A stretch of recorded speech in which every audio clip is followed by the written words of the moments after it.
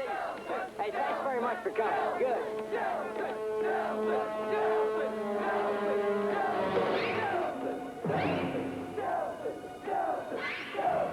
Do it, General. You're insane. I won't. Do it!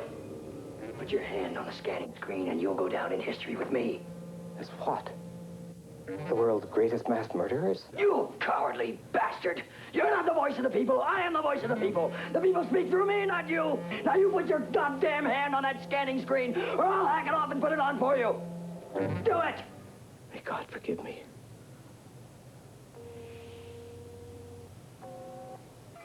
Congratulations, General.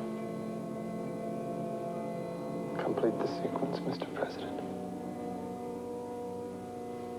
My destiny.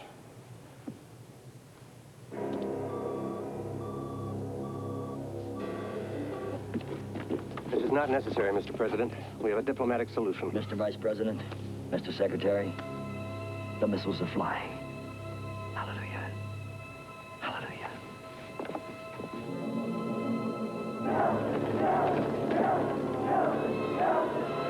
You okay, Greg? Greg!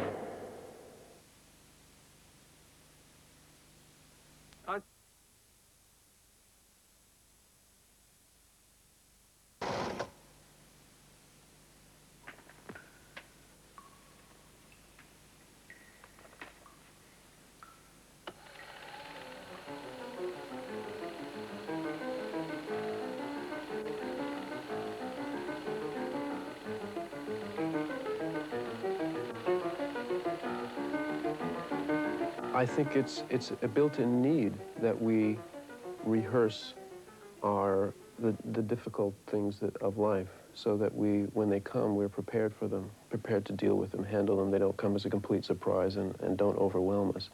And certainly aging and death are two of those things. And I think that one of the ways that modern man does that is through his art.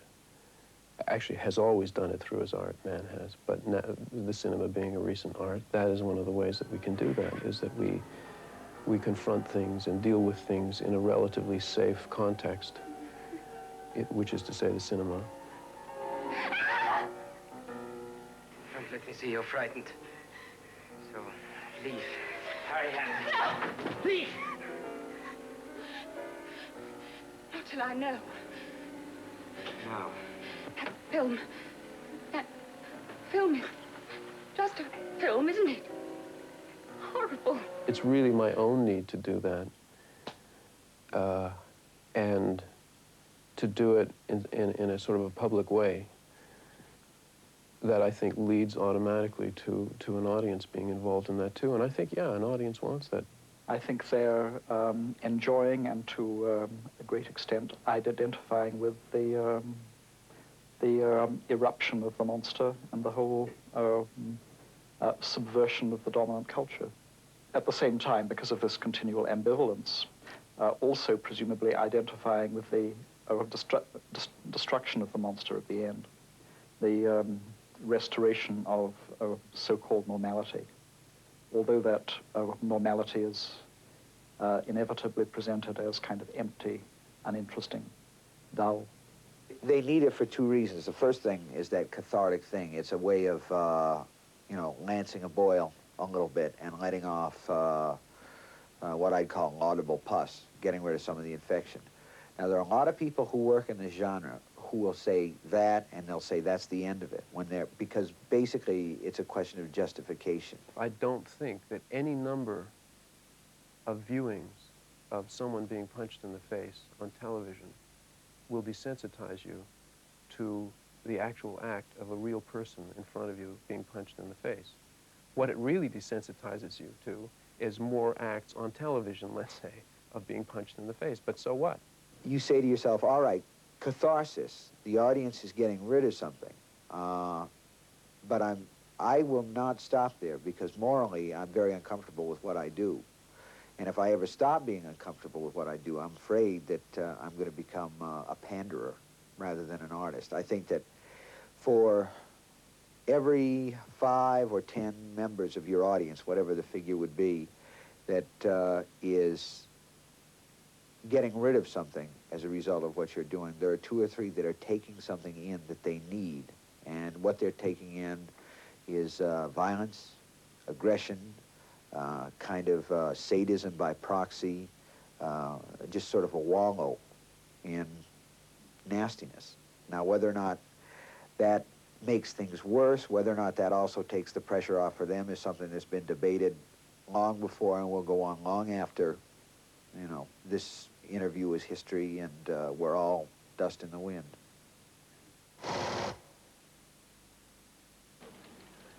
Dr. Gentry, do you honestly feel that this is a time for martial law? I don't think there is any question that martial law is needed in the city of Montreal at this point in time. It's a necessity. It's already been established that the victims of the disease, and it is not rabies, though it may be related to the rabies virus, the victims of the disease are beyond medical help once it has established itself to the degree of inducing violent behavior. What you're saying then, sir, that is, if these people have contracted the disease, that there is... What I am saying is very simple, and it may not be very palatable for your viewers. Shooting down the victims is as good a way of handling them as we have got. If we lock them up, they eventually go into a coma and die shortly afterwards.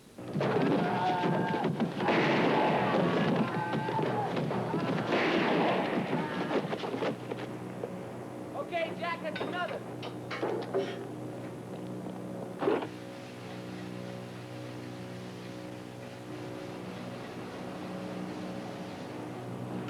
Throughout the 70s, one got a recurrence of what I would call the apocalyptic horror film, which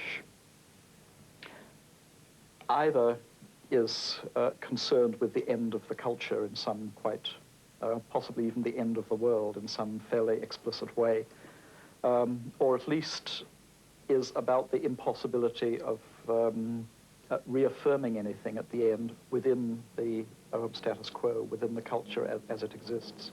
And one is left either to, I suppose, to respond with a kind of despair or hopelessness, or to begin looking beyond the culture for other structures, other forms of social, sexual organization.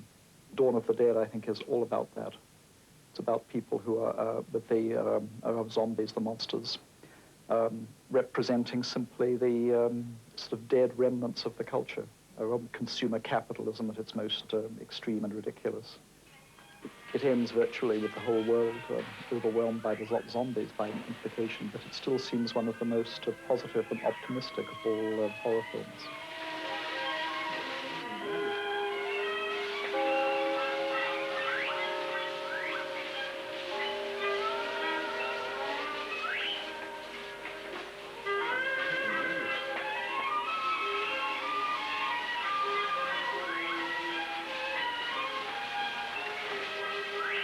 The closer it comes to producing the monster as the real hero, the center of sympathy, the more progressive the film.